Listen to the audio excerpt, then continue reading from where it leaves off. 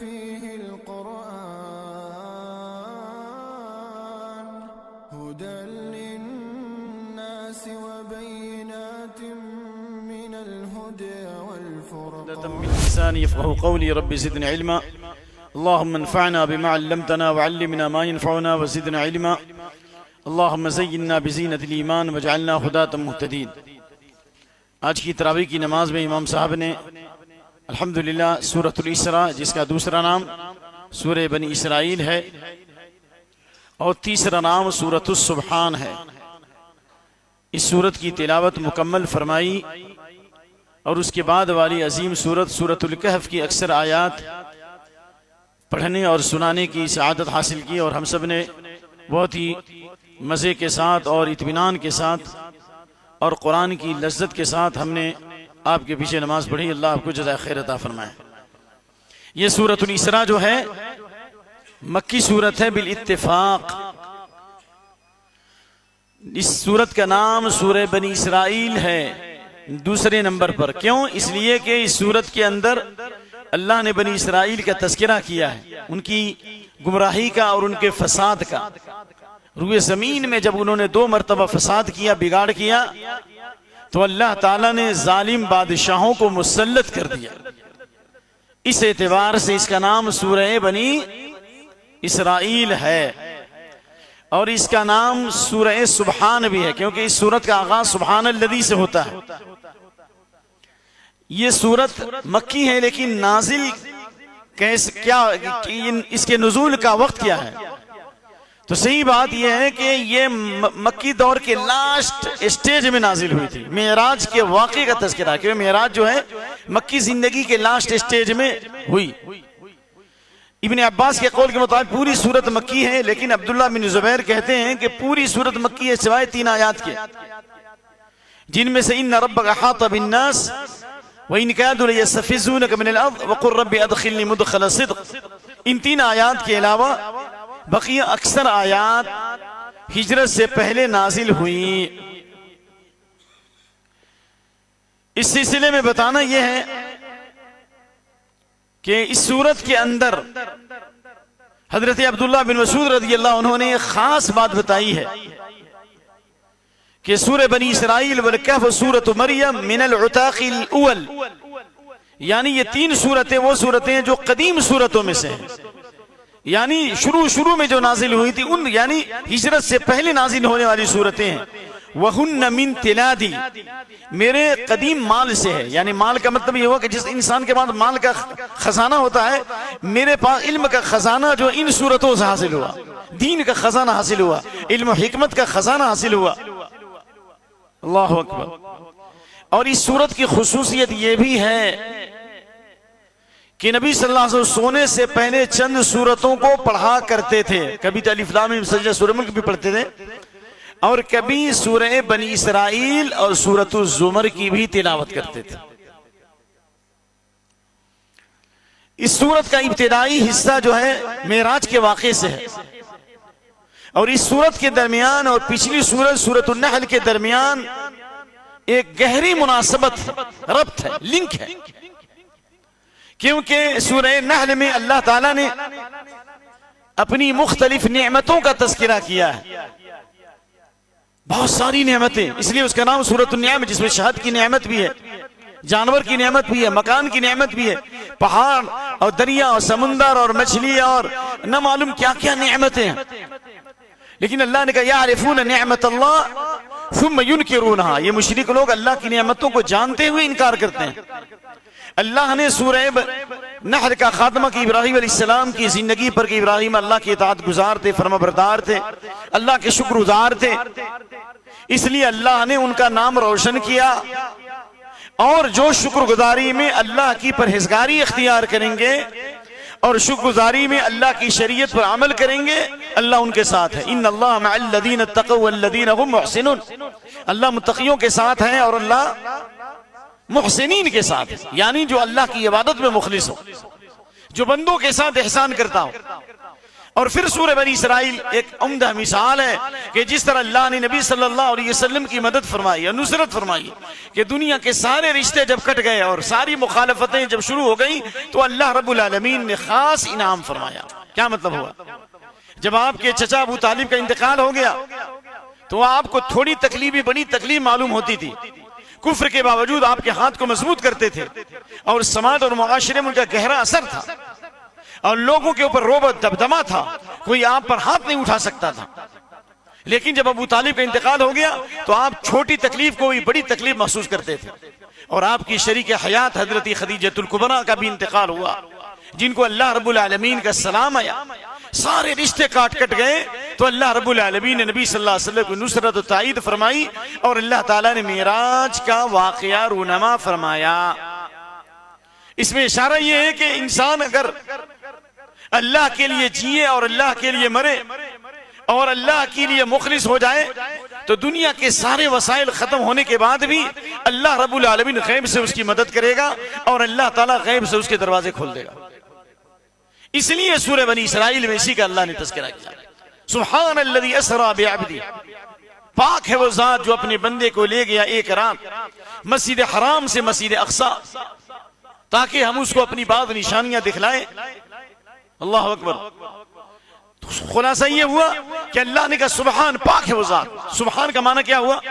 सब्बह युसब्बिह, सुबहान मस्तर है, यानी मैं अल्लाह की पाकी बयान करता हूं। अल्लाह रैब से पाक है, जात के एतबार से भी एक, सिफात के एतबार से भी दो, अफआल के एतबार से भी अल्लाह रैब से पाक है। अल्लाह के सारे फैसले खैर पर हैं और इन अल्लाह रब्बुल आलमीन इस बात से भी पाक है कि उसको इंसानों के मुशाबिह करार दिया जाए। इंसान का चलना फिरना असबाब के तहत है, अल्लाह किसी सबब का मोहताज नहीं है। इसलिए अल्लाह ताला ने अपनी कुदरत कामना से नबी सल्लल्लाहु अलैहि वसल्लम को रात के मुख्तसर हिस्से में मस्जिद हराम से मस्जिद अक्सा की सैर कराई और मस्जिद अक्सा से अल्लाह ने सातों आसमान की सिदरतुल मुंतहा के पास गए, यहाँ तक के उसके ऊपर भी गए। आपने जन्नत जहन्नम की भी सैर फरमाई और अल्लाह से करीब हुए और अल्लाह से हम कलामी का शरफ हासिल हुआ और अल्लाह ने आप पर वही फरमाई। इन्नल्लाह, अल्लाह हर चीज पे कादिर है।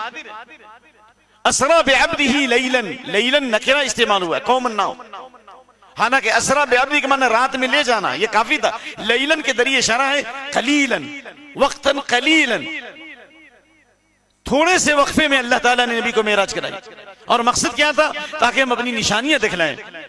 इससे मालूम मेराज का मकसद अल्लाह का दीदार नहीं था, क्योंकि अगर अल्लाह का दीदार होता सर की आंख से तो अल्लाह ताला ये नहीं कहता कि हम अपनी निशानियां दिखलाएं, क्योंकि अल्लाह का दीदार ये निशानी नहीं है। अल्लाह का दीदार, अल्लाह ताला तो खालिक है और अल्लाह के अलावा तमाम चीजें मखलूक, निशानियां तो मखलूक है, अल्लाह ने उनको पैदा किया है। तो इससे मालूम हुआ कि मेराज में अल्लाह के नबी सल्लल्लाहु अलैहि वसल्लम को अल्लाह का रुयतुल ऐन यानी आंख से दीदार नहीं हुआ। और इब्न अब्बास का ये फरमान कि नबी सल्लल्लाहु अलैहि वसल्लम ने अल्लाह को देखा है तो उसका मतलब हुआ आंख से नहीं देखा बल्कि दिल से देखा। रुयत कल्बिया नहीं बल्कि रुयत बसरिया है। क्यों?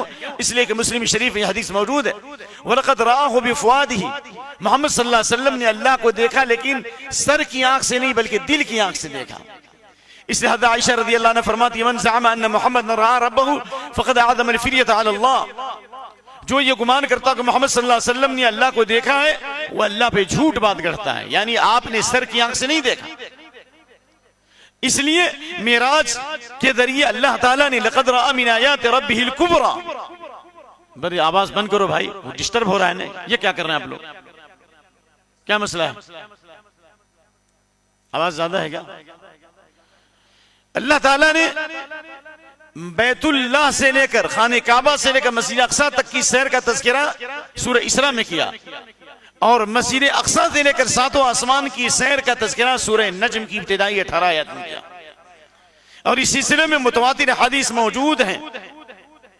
अल्लाह रब्बुल आलमीन ने मेराज के वाक़ये के बाद बनी इसराइल का तज़किरा किया।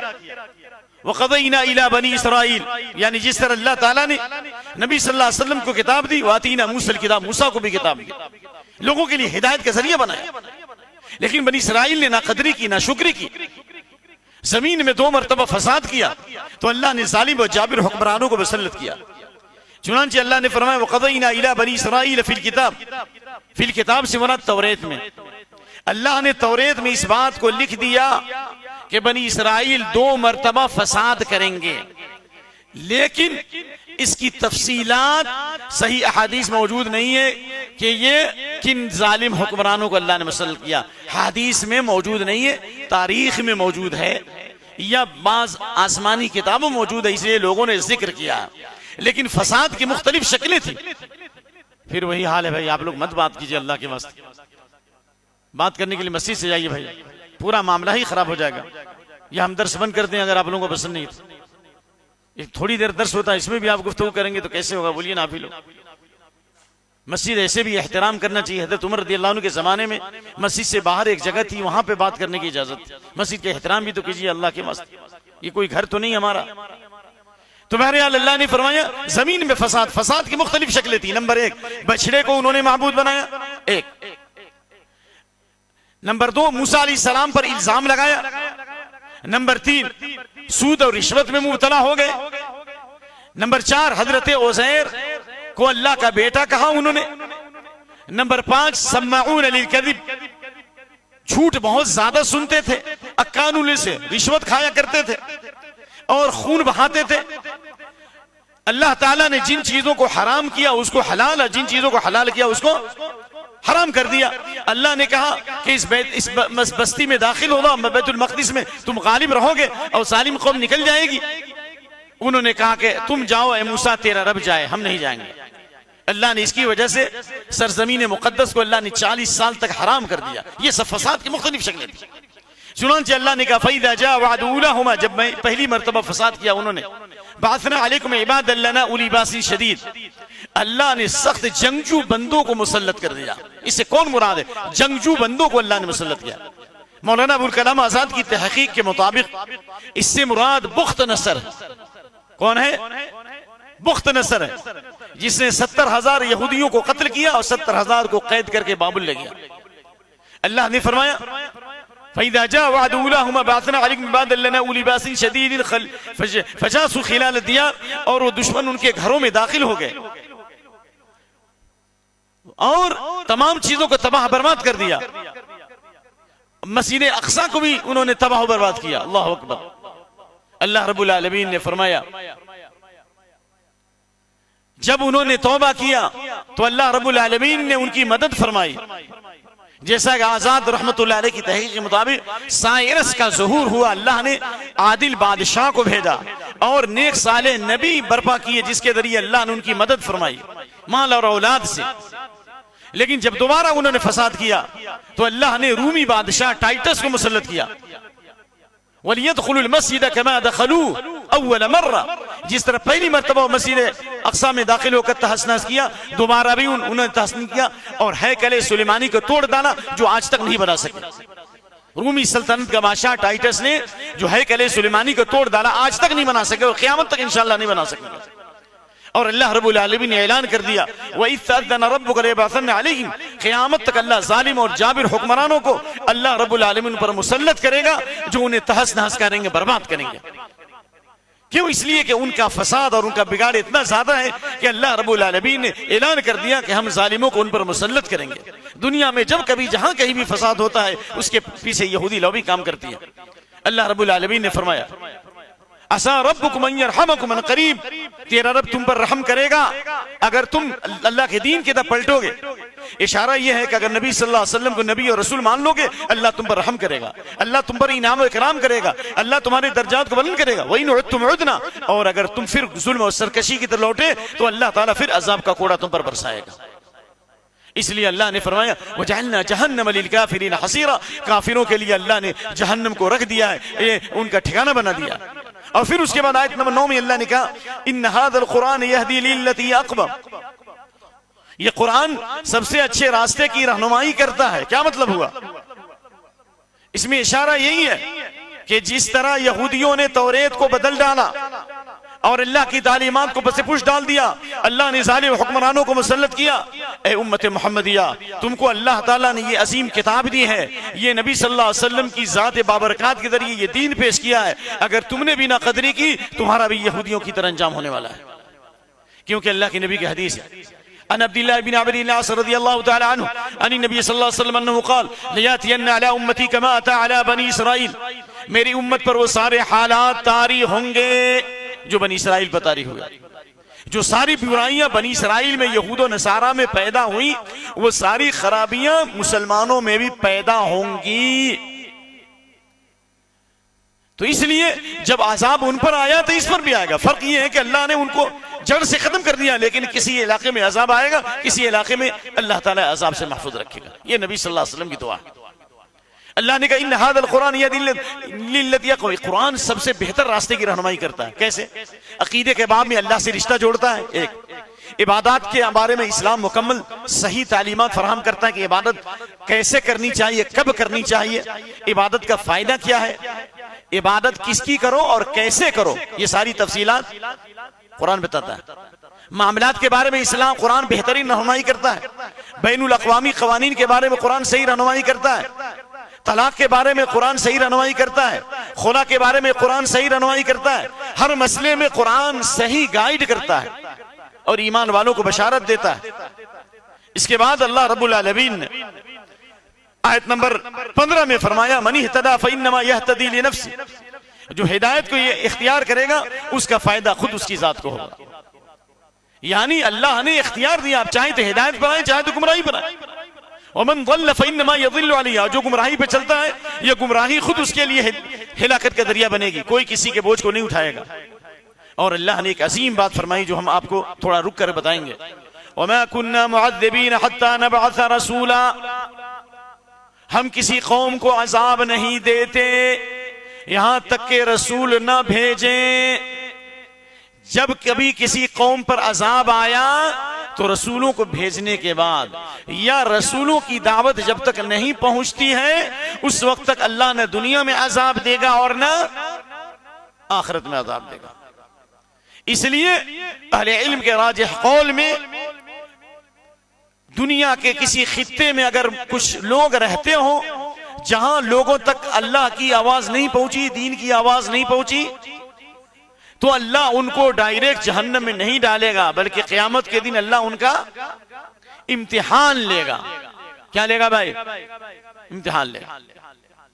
इस सिलसिले में हदीस है मुस्नद अहमद, असमद बिन सरीह कहते हैं कि अल्लाह के नबी सल्लल्लाहु अलैहि वसल्लम ने फरमाया क़यामत के दिन 4 किस्म के लोग अल्लाह के बाद हुज्जत पेश करेंगे। कितने किस्म के लोग? रजुलुन असम, वो आदमी जो बहरा है, सुनने की ताकत सल्ब हो चुकी है। और इसी तरीके से रजुलुन असम और रजुलुन अहमक, बेवकूफ आदमी जिसकी अकल पर पर्दा पड़ चुका है। और इसी तरीके से बूढ़ा आदमी जो बिल्कुल ज़ईफ हो चुका, अकल काम नहीं करती है। 3 हो गया। नंबर 4 रजुलुन माता फिल फतरा, नंबर 4 वो आदमी जो मोहम्मद सल्लल्लाहु अलैहि वसल्लम के दरमियान और ईसा अलैहिस्सलाम के दरमियान आया, यानी जिसको नबी सल्लल्लाहु अलैहि वसल्लम में जमाना नहीं मिला। ईसा अलैहिस्सलाम और मोहम्मद सल्लल्लाहु अलैहि वसल्लम के बीच में जो लोग आए उनको कोई नबी और रसूल की दावत नहीं पहुंची। इन चारों को अल्लाह क़यामत के दिन अज़ाब नहीं देगा, बल्कि अल्लाह इम्तिहान लेगा। वो लोग कहेंगे हमा जाना मिन बशीर व नज़ीर, हमारे पास कोई डराने वाला नहीं है। या वो आदमी बहरा आदमी कहेगा हमारे इस्लाम आया लेकिन समझने की ताकत नहीं थी। पागल आदमी कहेगा लोग हमें पत्थर से मारते थे, हमारी अकल काम नहीं करती। बूढ़ा आदमी कहेगा कि हमारे अंदर समझने की सलाहियत नहीं थी। अल्लाह कहेगा ठीक है, दुनिया में नहीं थी, आज तुमको समझने की सलाहियत मैं दे रहा हूं, अगर मेरा हुक्म जाएगा तो उसकी पैरवी करोगे? कहेंगे हम जरूर पैरवी करेंगे। अल्लाह उनके पास एक रसूल भेजेगा। क्या भेजेगा भाई? रसूल भेजेगा। और वो रसूल कहेंगे ये आग शोलसन है, भड़कती हुई आग, इसमें दाखिल हो जाओ। जैसे ही उस आग में दाखिल हो जाएंगे ये आग उन पर ठंडी और सलामती बन जाएगी। अल्लाह अकबर। और जो नहीं दाखिल होंगे उन्हें घसीट के जहन्नम में डाल दिया जाएगा। इस हदीस से अहले इल्म ने इस्तिदलाल किया कि जिन लोगों तक दावत नहीं पहुंची है अल्लाह उनको अज़ाब नहीं देगा। क्यों? इसलिए कि क़ालू बला क़द जाना नज़ीर फ़कज़्ज़बना, जब जहन्नम के दरवाजे पर पहुंचेंगे, दारोगा जहन्नम सवाल करेंगे क्या कोई डराने वाला नहीं आया? कहेंगे बला क़द जाना नज़ीर, क्यों नहीं डराने वाला आया लेकिन हमने झुटलाया। इससे मालूम हुआ कि जब तक अल्लाह की दावत नहीं पहुंचेगी, इस्लाम की दावत नहीं पहुंचेगी, हुज्जत पूरी नहीं होगी, उस वक्त तक अल्लाह ताला अजाब नहीं देगा। मैं आपसे सवाल करता हूं, छोटे बच्चे के बारे में क्या है? छोटा बच्चा जो बालिग होने से पहले मर गया, इसमें बारे में भी अहले इल्म में इख्तिलाफ है, लेकिन राजिह मसला क्या है?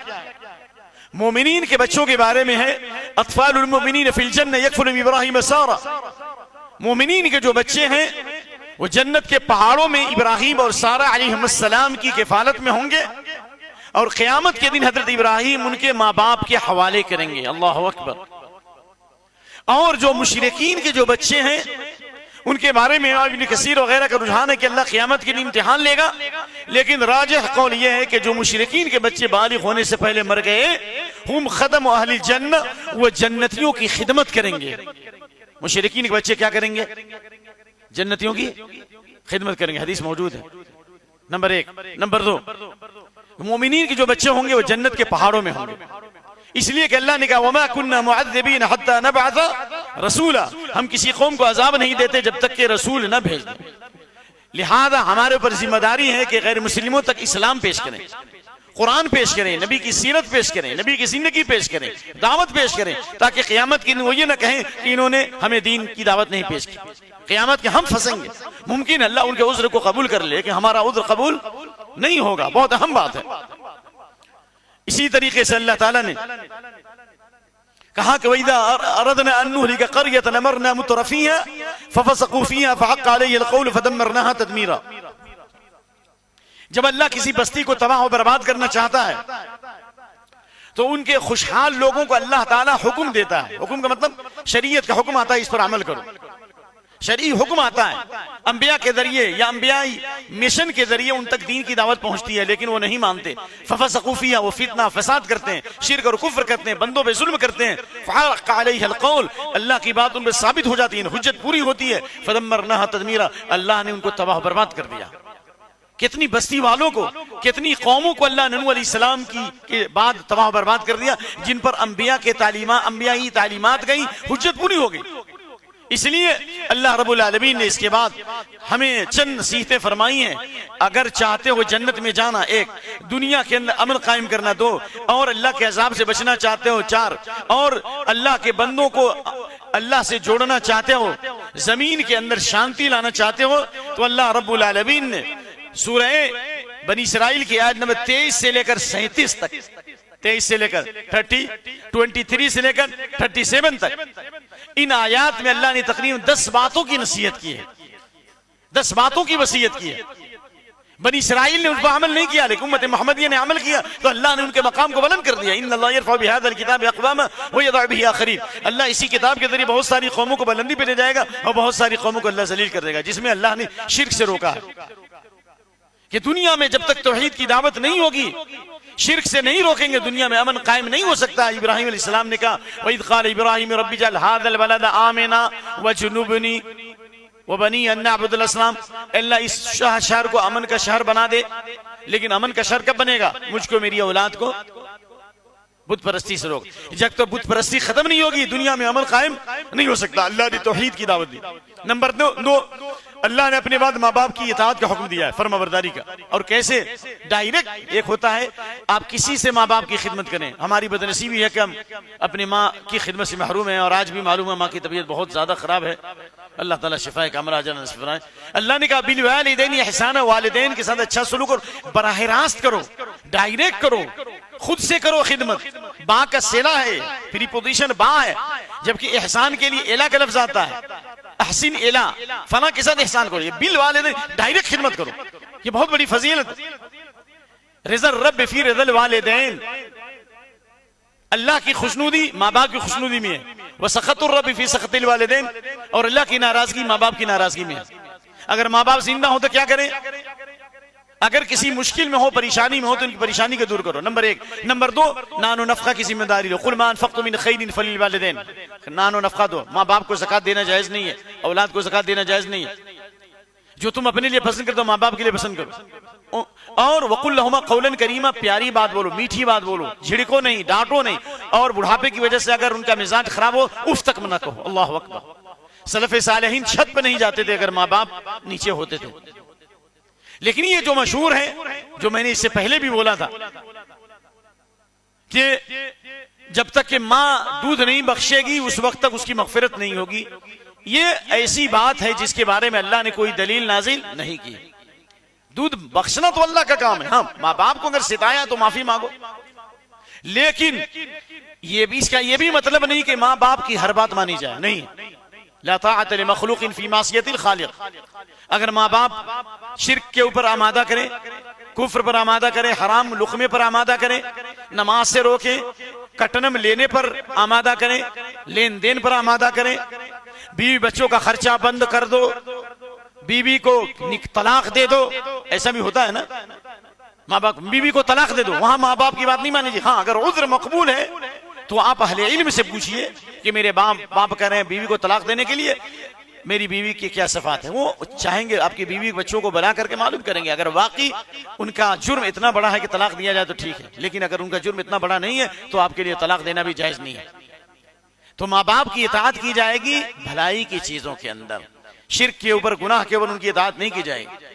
और अल्लाह ताला ने उसके बाद क़राबतदारों, मिस्कीनों और यतीमों के साथ हुस्न सलूक का हुक्म दिया, फजूल खर्ची से रोका है। फजूल खर्ची का मतलब हुआ, फजूल खर्ची के लिए दो अरबी में लफ्ज़ आता है, एक इसराफ, एक तबदीर। इसराफ का कहते हैं खाने पीने में या जायज़ कामों में सबसे ज्यादा गुलू करना। आपका पेट भरता है 3 रोटी से, आप 10 रोटी खाएंगे, आप 1 डिश 2 डिश काफी है, 50 डिश खाएंगे। इसराफ है, गुनाह तो नहीं कैसे, लेकिन गुनाह के करीब ले जाएगा आप। लेकिन तबदीर का माना आता है फजूल खर्ची करने वाले शैतान के भाई, हराम कामों में पैसा खर्च करना। जिस तरीके से बाज लोगों ने मस्जिद में निकाह किया और फंक्शन हॉल में डांस हो रहा है, नऊज़ु बिल्लाहि मिन ज़ालिक, ऐसे भी वाक़यात गुजरे हैं।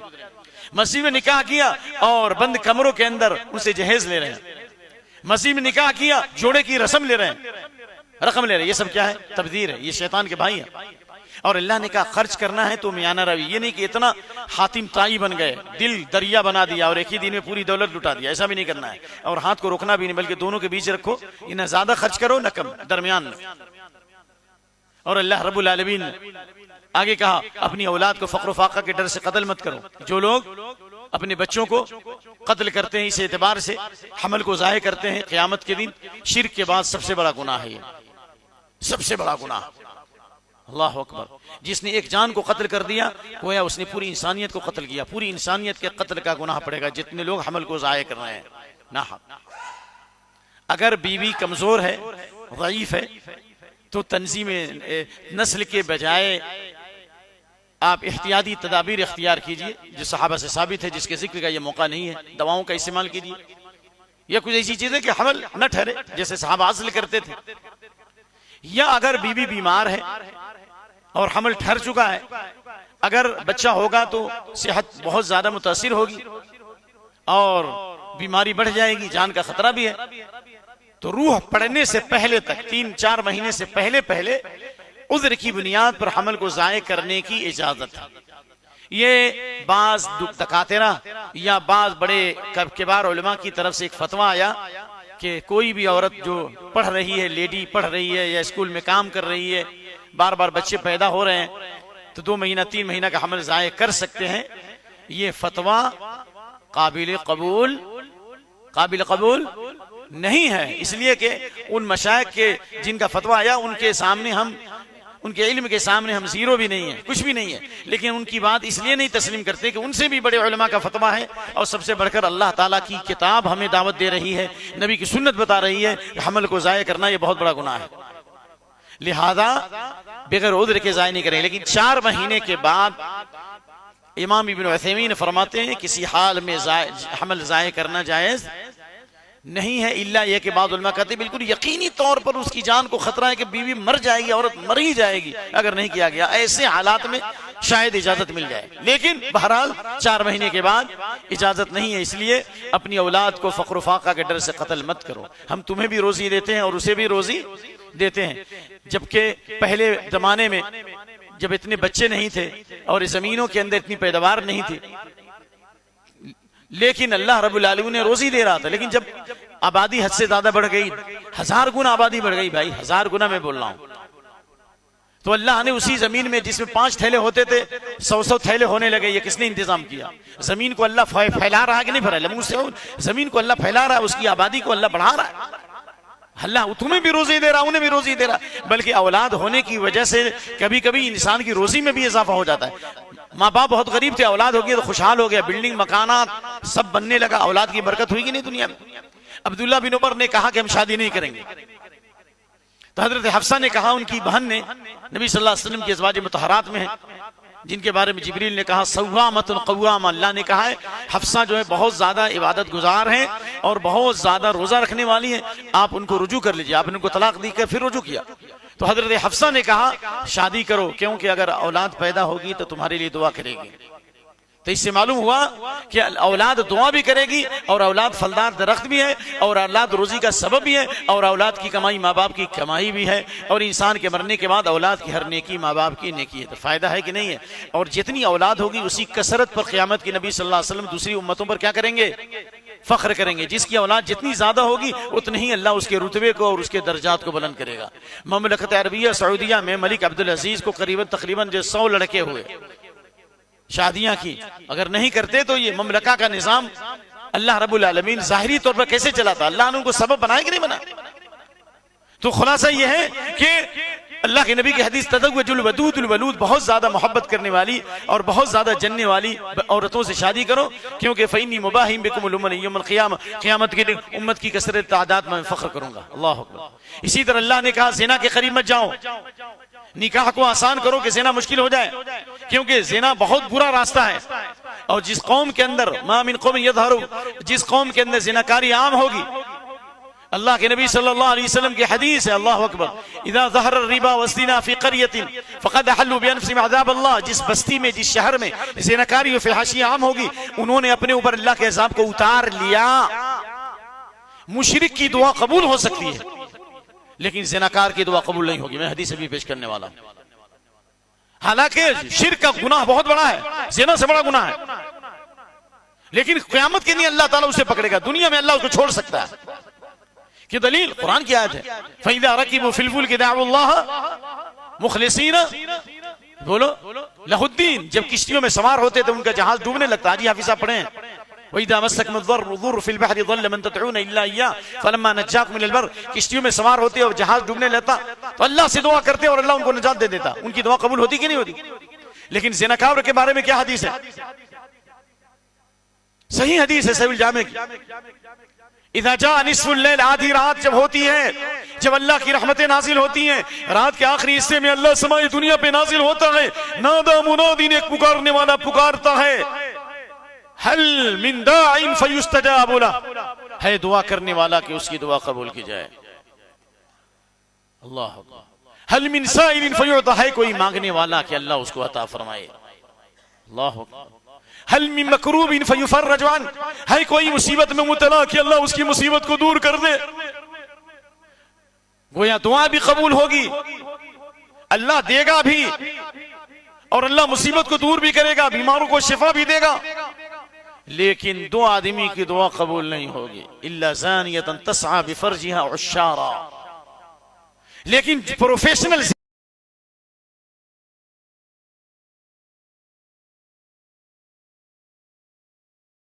बातें करना, उनसे गलत ताल्लुकात रखना, उनकी दुआ कबूल नहीं है, क्योंकि क़यामत की अलामत है, क़यामत कायम नहीं होगी हत्ता फीश फशा फी वलदुज़्ज़िना, यहाँ तक औलाद ज़िना की औलाद की बहुत कसरत होगी, हरामी बच्चे बहुत ज्यादा पैदा होंगे, नाऊज़ु बिल्लाहि मिन ज़ालिक।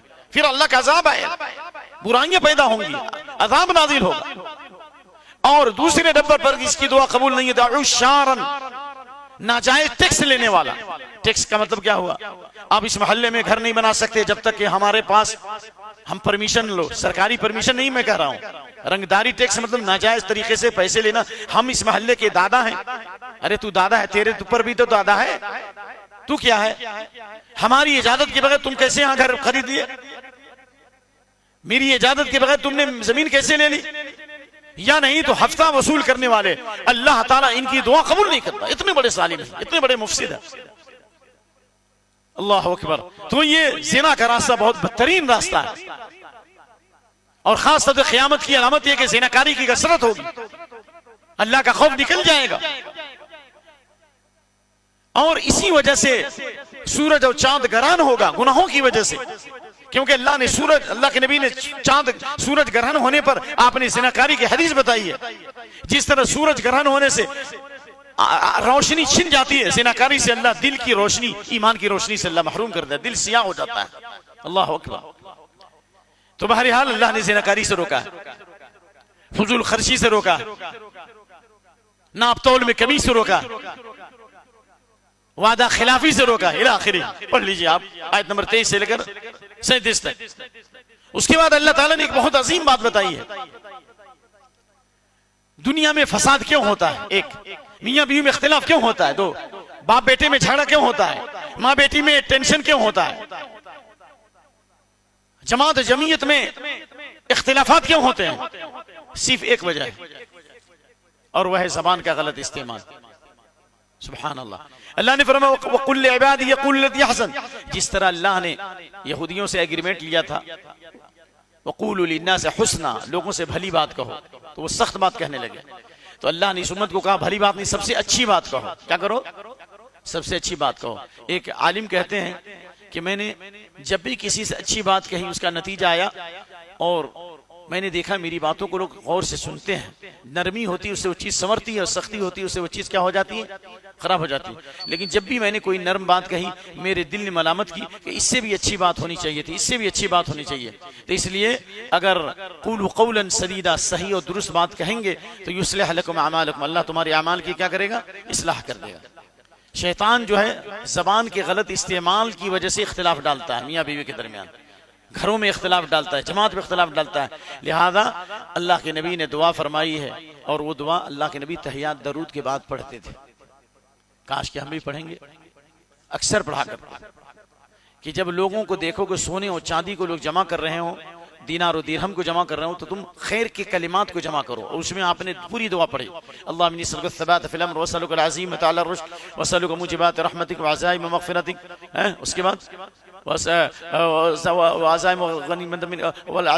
वसलुक शुक्र निअमतिक व हुस्न इबादतिक वसलुक क़ल्बन सलीमन व लिसानन सादिक़ा। ये है, अल्लाह दिल को पाक साफ कर दे, सच्ची ज़बान अता फरमा, सही दुरुस्त बात कहने की तौफीक। तो सही और दुरुस्त बात कीजिए, नहीं तो इन शैतान तुम्हारे नफरत डालेगा, और शैतान इंसान का खुला हुआ दुश्मन है। तो इसलिए ज़बान के गलत इस्तेमाल से सारे फितने बर्पा होते हैं। और अल्लाह रब्बुल आलमीन ने उन लोगों के बारे में कहा जो अल्लाह के अलावा नबियों को, वलियों को, हज़रत मरियम को, जिनों को पुकारते थे। जैसा कि इब्ने मसूद ने तफसीर किया आयत नंबर 57 में, उलाइका अल्लज़ीना यदऊना यब्तगूना इला रब्बिहिमुल वसीला, कि ये नेक लोग ये अल्लाह की इबादत करते थे, लेकिन दूसरे लोग उनको अल्लाह का दर्जा देकर उनको वसीला बनाते थे। तो अल्लाह ने कहा कि ये लोग अल्लाह के अलावा जिनको पुकारते हैं, ये खुद अल्लाह के नेक बंदे हैं, ये खुद अल्लाह का कुर्ब हासिल कर, वसीला माने कुर्ब हासिल करना, और चाहते हैं कि अल्लाह ताला के नजदीक उनका मकाम और दर्जा हो जाए। ऐसे अमाल करते हैं जिससे वो नेक बन जाए। जब तक अल्लाह ताला ने फरमाया उलाइका अल्लज़ीना यदऊना इला रब्बिहिमुल वसीला अय्युहुम अक़रब व यरजूना रहमतह, और खुद अपने रब की रहमत के उम्मीदवार होते हैं, व यख़ाफ़ूना अज़ाब, और अल्लाह के अज़ाब से डरते हैं। यानी इस आयत की तफसीर में रसूल ने कहा जिनों की जमात से लोग पनाह मांगते थे, जैसे आज भी कहते हैं कि जिनों से पनाह मांगते हैं, फलां पर 4 जिन्नात है, फलां पर 2 जिन्नात है। ये झाड़ फूक करने वाले तो और गुमराही फैलाते हैं। इल्ला माशाअल्लाह, आपके ऊपर इतना जिन्नात है, आपके घर पर जिन्न, अरे जालिम तुझे कैसे पता, वही आई तेरे ऊपर। ये सब झूठ बातें हैं, मक्कारी है, ये यारी है। हाँ, असर है, असेब की अलामत है, नजरबत की कुछ अलामतें हैं, तजर्बे से साबित है, शैतान का हमला है। लेकिन आप पर 4 जिन्नात है, आप पर 5 जिन्नात है, नहीं, ये सब झूठ है, मक्कारी है। इसलिए अल्लाह के हजरत इब्न मसूद फरमाते हैं कि उस जमाने में कुछ लोग थे जो जिनों से पनाह मांगते थे, लेकिन वो जिन्नात मुसलमान हो गए। तो ये जिन अल्लाह का कुर्ब हासिल करने लगे कि हम ऐसी इबादत करें कि अल्लाह से करीब हो जाए, फिर भी ये लोग जिनों को पुकारने लगे। तो अल्लाह ने उनके बारे में आयत नाजिल की, जिनको ये लोग पुकारते हैं वो खुद अल्लाह को पुकार रहे हैं, तो उनको क्यों पुकार रहे हैं? वो खुद अल्लाह से कुर्ब हासिल कर रहे हैं। लिहाजा क़यामत के दिन वो तुम्हारी पुकार का इनकार करेंगे। इससे मालूम हुआ अल्लाह तक पहुंचने के लिए किसी वसीले की जरूरत नहीं है, और वसीला सबसे बड़ा नेक अमल का वसीला है, अल्लाह के अस्मा और सिफात का वसीला है। अय्यम्मा तदउ कुलिदुल्लाह वइदुर्रहमान, आप पढ़ा ना अभी सामने, रहमान रहीम, या रहमान कहो या अल्लाह कहो या रहीम कहो, जो भी अल्लाह के अस्मा हुस्ना उससे दुआ करो, या नेक आदमी से दुआ कराओ, ये वसीला है। ईमान के वसीले से दुआ करो, रब्बना इन्नना आमन्ना फगफिर लना ज़ुनूबन, हम ईमान लाए हमारी मग़फ़िरत, ईमान के वसीले से दुआ करो, लेकिन शख्सियत का वसीला नहीं हो सकता। अरे मैं कहता हूं अल्लाह के नबी सल्लल्लाहु अलैहि वसल्लम की कब्र सामने थी मेरे प्यारे भाई, लेकिन हजरत उमर रज़ी अल्लाह अन्हु ने बारिश के लिए हजरत अब्बास से दुआ क्यों कराई? बुखारी में रिवायत है, किताबुस सलाह बाबुल इस्तिस्क़ा, इन्ना सईदा क़ुहतु इस्तस्क़ा बिल अब्बास बिन अब्दुल मुत्तलिब, दुआ कराए अब्बास बिन अब्दुल मुत्तलिब से। अल्लाह के नबी की खबर सामने थी, क्यों नहीं कहा या रसूल अल्लाह आपके वसीले से दुआ करते हैं कि बारिश हो जाए, या अल्लाह नबी के वसीले से दुआ करते हैं, नबी की खबर पर क्यों नहीं आए? सवाल है या नहीं? अब हजरत उमर शहीद हुए तो नबी की खबर पे क्यों नहीं आए? मैं सवाल करता हूं। हजरत उस्मान 40 दिन तक उनका मुहासरा किया गया, नबी का वसीला क्यों नहीं तलाशा? हजरत उस्मान की शहादत होने के 3 दिन तक उनकी लाश पड़ी रही, लोगों ने नबी की खबर पर आकर हाजिरी क्यों नहीं दी? मैं आपसे सवाल करता हूं। हजरत अली रज़ी अल्लाह अन्हु को शहीद किया गया, नबी की खबर पर क्यों नहीं आए? हजरत हुसैन को शहीद किया गया, नबी की खबर पर मुसलमान क्यों नहीं आए? हजरत हसन को जहर दिया गया, नबी की खबर पर क्यों नहीं आए सल्लल्लाहु अलैहि वसल्लम? यजीद बिन मुआविया के जमाने में हर्रा का वाकया हुआ, कई हजार मुसलमानों को यजीद बिन मुआविया की फौज ने कत्ल किया, लोग नबी की खबर पर आकर के वसीला क्यों नहीं तलाशा? आपसे फरियाद रसी क्यों नहीं की? समझ में आ रहा है कि नहीं आ रहा? इसलिए कि आप नफा नुकसान के मालिक नहीं हैं। अल्लाह अकबर। और आगे अल्लाह रब्बुल आलमीन ने फरमाया कि शैतान कैसे शिर्क में डालता है, गुनाह में डालता है। अल्लाह ने कहा वस्तफ़ज़िज़ मन इस्तताअत मिनहुम बिसौतिक, अपनी आवाज से जिसको चाह भड़का दे। शैतान की आवाज भी होती है, एक तो आवाज गाने वाली आवाज भी शैतान की, और वाक़िअतन आवाज होती है, वाक़िअतन आवाज होती है अपनी आवाज से। वजील बिखैली, घुड़सवारी, उनके पास घोड़े वाली फौज भी है। शैतान के फौज है कि नहीं है? घोड़े वाली फौज, वरजिली पैदल फौज, और हदीस में उड़ने वाले भी होते हैं, आसमान में उड़ते हैं, ऐसे भी है। और कुछ जिन्नात हैं, अल्लाह उनके चेहरों को मस कर दिया तो क्या बन गए? सांप बन गए। ये सारे शयातीन हमारे खिलाफ है, कभी उनसे खैर की उम्मीद मत रखो। वो शारिकु फिल अम्वाल, माल और औलाद में शरीक हो जाओ। क्या माल और औलाद में? फला जानवर को बाबा के नाम पर जमा कर दिया, और फला दरगाह का धागा पहन लिया, फला जगह का नाड़ा पहन लिया, ये सब शैतानी हरमे हैं। माल औलाद में शरीक हो। फला एक इलाका उधर गुलबर्गा के बाद, वहां जब सबसे पहले जब फसल आती है तो दरगाह में ले जाते हैं। ये तो मुशरिकीन कुफार का तरीका था, जो भी पैदावार होती थी वो गैरुल्लाह के नाम पर चढ़ाते थे। तो आज भी मुसलमान कर रहे हैं कि नहीं कर रहे? वो शरीक, उनके माल में भी शरीक हो, औलाद में। और औलाद में कैसे शरीक होगा? बीवी से मुलाकात करें और दुआ ना पढ़ें, अल्लाहुम्मा जन्निबी शैतान व जन्निब मिनश शैतान मा रज़क़तना। अगर ये दुआ पढ़ लेंगे तो शैतान बच्चे को नुकसान नहीं पहुंचाएगा, हमल पाक रहेगा। और ये दुआ नहीं पढ़ेंगे, शैतान नुत्फे के साथ दाखिल हो जाता है। तो ये औलाद में शरीक हुआ कि नहीं? शैतान हुआ कि नहीं? बच्चे खराब क्यों हो रहे हैं? दुआ न पढ़ने की वजह से, अल्लाह को याद न करने की वजह से। अल्लाह से पनाह मांगो। माल और औलाद में शरीक हो, और जो जिस माल की ज़कात न दी जाए उस पर शैतानों का तसल्लुत हो जाता है। इला आखिरी। बहरहाल वक्त ज्यादा हो चुका है, मैं अपनी बात को जरा लपेट रहा हूँ मुख्तसर तौर पर। जो है यौम नदउ कुल्ल उनासिम इमाम, हिमायत में 71 में अल्लाह ने फरमाया क़यामत के दिन अल्लाह ताला तमाम लोगों को उनके इमाम के साथ पुकारेगा। ये पॉइंट है, आप गौर कीजिए। तमाम लोगों को कैसे पुकारेगा अल्लाह? इमाम के साथ। तो अगर वजअलनाहुम अइम्मतन यदऊना इलन नार, जो जहन्नम में जाने वाले लोग होंगे, फिरौन अपने गुमराहों को लेकर के जहन्नम में जाएगा। यक़दुमु क़ौमुहु यौमल क़ियामह, फिरौन आगे होगा और उसके मानने वाले पीछे होंगे। बेनमाजी फिरौन, हामान, कारून के साथ उठाया जाएगा ना, ये उनका इमाम है। बेनमाजी का इमाम फिरौन होगा, हामान हो, कारून हो, ठीक है। लेकिन जिन्होंने अल्लाह के रसूल के अलावा दूसरों को इमाम बनाया, अगर उनके साथ तुम उठाए जाओगे तो वो इमाम किनको इमाम मानते थे? रसूलुल्लाह को इमाम मानते थे। इसलिए इस आयत की तफसीर में इमाम इब्न कसीर कहते हैं हादा शरफ़ुन लिअस्हाबिल हदीस, अहले हदीसों के लिए बड़ी शरफ है। या मैं नहीं कहता, इमाम इब्न कसीर कह रहे हैं, उनसे जाके पूछो। अहले हदीसों के लिए बड़ी शरफ की बात है। लिअन्न इमाम हुवा नबी, उनके इमाम नबी सल्लल्लाहु अलैहि वसल्लम, नबी के साथ उठेंगे। वो कब्र से उठेंगे, नबी के झंडे तले होंगे, नहीं होंगे?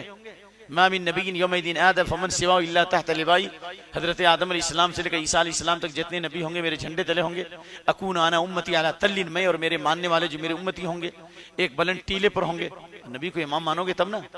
फ़यक्सूनी रब्बी हुल्लतन खदरा, अल्लाह सब रंग का ग्रीन लिबास पहनाएगा। फ़ाक़ूम यमीन अर्श, मैं अर्श के दाएं जानिब खड़ा हूँगा उस मकाम पर, उस मकाम पर कोई नहीं खड़ा हो सकता। यग़बितुनी बिहिल अव्वलून वल आख़िरून, अव्वलीन और आख़िरीन रश करेंगे। नबी सल्लल्लाहु अलैहि वसल्लम इतना ऊंचा अल्लाह मकाम देगा, मकाम महमूद, और इतनी बुलंदी पे फायज होंगे।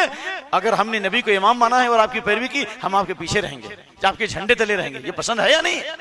अल्लाहु अकबर। इसी तरीके से अल्लाह ताला ने नबी सल्लल्लाहु अलैहि वसल्लम के लिए वादा किया कि हम आपको मकाम महमूद पर फाइज करेंगे, लेकिन शर्त क्या है? फतहज्जद भी, तहज्जुद पढ़िए।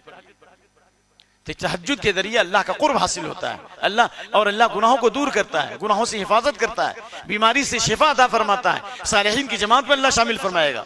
अत्तार हो, रूमी हो, गजाली हो या राजी, कुछ हाथ नहीं आता ब्याह सहरगाहे। दुनिया में जितनी भी किसी ने तरक्की की है, बगैर सुबह में उठे हुए और सुबह खेजी के और बगैर तहज्जुद के कोई दर्जा नहीं पाया। याद रखो, समझ में। जमिस्तानी हवा में गरचे थी शमशीर की तेजी, न छूटे मुझसे लंदन में भी आदाबे सहर खेजी। इकबाल जैसा सूफी मनुष्य शायर भी कह उठा कि लंदन की ठंडक में भी मैंने सुबह खेजी नहीं छोड़ी। मैं सुबह उठता था, अल्लाह को पुकारता था, अल्लाह की इबादत करता था। तो खुलासा ये हुआ, अल्लाह ने तहज्जुद का हुक्म दिया और अल्लाह ने सूरत का खात्मा किया है। फिरौन और मूसा अलैहिस्सलाम का एक मुनाजरा है। उस मुनाजरे के बाद अल्लाह रब्बुल आलमीन ने कुरान की सदाकत और हक्कानियत का ऐलान करते हुए अल्लाह ने कहा कि अल्लाह की बड़ाई बयान करो। वक़ुल अल्हम्दुलिल्लाहिल्लज़ी लम यत्तखिज़ वलदा, कहो सारी तारीफ अल्लाह ही के लिए है। लम यत्तखिज़ वलदा, जिसने कोई औलाद नहीं बनाई। औलाद की जरूरत अल्लाह को नहीं है, क्योंकि औलाद की जरूरत उसको होती है जो बुढ़ापे में अपने माँ बाप के लिए सहारा बने, जो उसकी मदद करे। अल्लाह ताला पाक और बेअयब है। इसमें रद है यहूदियों पर जिन्होंने उज़ैर को अल्लाह का बेटा कहा, रद है क्रिश्चियन पर जिन्होंने ईसा अलैहिस्सलाम को अल्लाह का बेटा कहा, या तीन खुदाओं में से खुदा का, नऊज़ु बिल्लाह। वलम यकुल लहु शरीकुन फिल मुल्क, वलम यकुन, और मुल्क में कोई शरीक नहीं है, पार्टनरशिप नहीं है, न उसकी जात में, न उसके सिफात में, न हुकूमत चलाने में कोई शरीक है ही नहीं। सारे फरिश्ते उसके मोहताज है। अल्लाह किसी का, अल्लाह अर्श का मोहताज नहीं, अर्श अल्लाह का मोहताज है। अगर अल्लाह अर्श पर मुस्तवी है तो अल्लाह अर्श का मोहताज नहीं है, लेकिन अर्श अल्लाह का मोहताज है, फरिश्ते अल्लाह के मोहताज है। यहां तक कि वो फरिश्ते जो अल्लाह के अर्श को उठाए हुए हैं, हदीस में पेश किया हूं, उनके कान के लौ से लेकर गर्दन की दूरी 700 साल की मुसाफत है, और उनका सर 7वें आसमान के ऊपर और उनके पांव 7वें तबा ज़मीन के नीचे हैं। वो भी अल्लाह के मोहताज। अगर अल्लाह की मदद ना हो तो भी अल्लाह के अर्श नहीं उठा सकते। वो भी तस्बीह पढ़ते हैं सुभान अल्लाह बिहम्दी, वो भी पढ़ते हैं ला हौला वला कुव्वता इल्ला बिल्लाह। इसलिए अल्लाह ने फरमाया कि उसका कोई शरीक नहीं। वलम यकुल लहु वलिय्युम मिनज़ ज़ुल्ल, और अल्लाह का कोई मददगार भी नहीं, उसको किसी मदद की जरूरत नहीं है। वकब्बिरहु तकबीरा, लिहाजा जिस तरह सूरत का आगाज सुभान अल्लाह पर है, सूरत का इख्तिताम भी तकबीर पर है। सूरत का आगाज सुभान अल्लाह पे हुआ और खात्मा किस पर हुआ? वकब्बिरहु तकबीरा, अल्लाह अकबर कहो, अल्लाह की बड़ाई बयान करो, अल्लाह की इज़्ज़त बयान करो। इस बारे में अल्लाह अलबानी की तहकीक में हदीस ज़ईफ है, लेकिन हाकिम वगैरह दूसरों ने ये मतलब ये कि इसकी तौसीक की है कि कान इज़ा अफ़सहल गुलाम, नबी सल्लल्लाहु अलैहि वसल्लम के खानदान में जब कोई बच्चा बोलने लगता था, बच्चा क्या होता था? बोलने लगता था, तो उसको यही आयत पढ़ाया करते थे। यानी एक बच्चा बोलने लगे अब्बा अब्बा अम्मा अम्मा के बाद बोलने लगता, तो सहाबा अपने बच्चों को ये कलिमात सिखलाते थे। सूरह बनी इस्राइल की आखिरी आयत, वक़ुल अल्हम्दुलिल्लाहिल्लज़ी लम यत्तखिज़ वलदा वलम यकुल लहु शरीकुन फिल मुल्क वलम यकुल लहु वलिय्युम मिनज़ ज़ुल्ल वकब्बिरहु तकबीरा। तो हम भी अपने बच्चों को अल्लाह की तारीफ कलिमात सिखलाएंगे इंशाअल्लाह, तो वो मुवहिद बनेगा, दाई बनेगा, और जहां जाएगा किताब व सुन्नत का चिराग रोशन करेगा, और उसके रगो रेशे में तौहीद की आवाज होगी इंशाअल्लाह। अब इसके बाद वाली ये सूरतुल कहफ है, क्योंकि बहुत लंबा मज़मून है सूरतुल कहफ का। कुछ हिस्सा तो इंशाअल्लाह मैं फजर में बयान करता हूँ, हमेशा जो लोग हैं उनको मालूम है कि मैं फजर में भी कुछ बोलता हूँ। लेकिन सूरह कहफ से मुताल्लिक उसमें जो 4 बड़े फितने हैं, एक दीन का फितना, अभी घबराइएगा नहीं, दर्स नहीं दे रहा हूँ, कल बताऊंगा। दीन का फितना, सावे कहफ का फितना, हाँ, माल का फितना बाग वाले का, हाँ, इल्म का फितना मूसा अलैहिस्सलाम का वाक़या खिद्र का, और चौथा हुकूमत का फितना, दिल करनैन का। इस 3-4 वाक़े पर थोड़ी थोड़ी रोशनी तो डालनी पड़ेगी। तो इसके लिए कल तैयारी करके आइए, जिस तरह आज बैठे हैं इसी तादाद में बैठिए, इंशाअल्लाह कोशिश करेंगे कम से कम टाइम ले। कल जरूर आइए, बहुत फायदा होगा इंशाअल्लाह। और सूरह कहफ की बहुत फजीलत भी है, उसका फायदा है। अल्लाह ताला ने, एक सहाबी पढ़ रहे थे, रहमत के फरिश्ते आ गए, दज्जाल के फितने से बचेंगे, दुनिया के फितने से बचेंगे, बहुत सारी बुराइयों से बचेंगे सूरह कहफ पढ़ने से। तो इंशाअल्लाह अज़ीज़ जो है इस मज़मून की थोड़ी वजाहत हम कल करेंगे। अल्लाह से दुआ है कि अल्लाह कुरान और सुन्नत का फ़हम अता फरमाए, फ़िक़्ह अता फरमाए, और कुरान और सुन्नत की अज़मत दिलों में उतार दे। और यहाँ से जाने के बाद भी हमको कुरान पढ़ने और उस पर गौर करने की तौफीक अता फरमाए। वबिल्लाहि तौफीक। सल्लल्लाहु तआला अला खैर खलील मुहम्मद व अला आलिहि व सहबिहि अजमईन। अस्सलामु अलैकुम व रहमतुल्लाहि व बरकातुहू। जज़ाकुमुल्लाह खैर। जी, दर्स खत्म हो गया, आप रिकॉर्डिंग बंद करें। जी।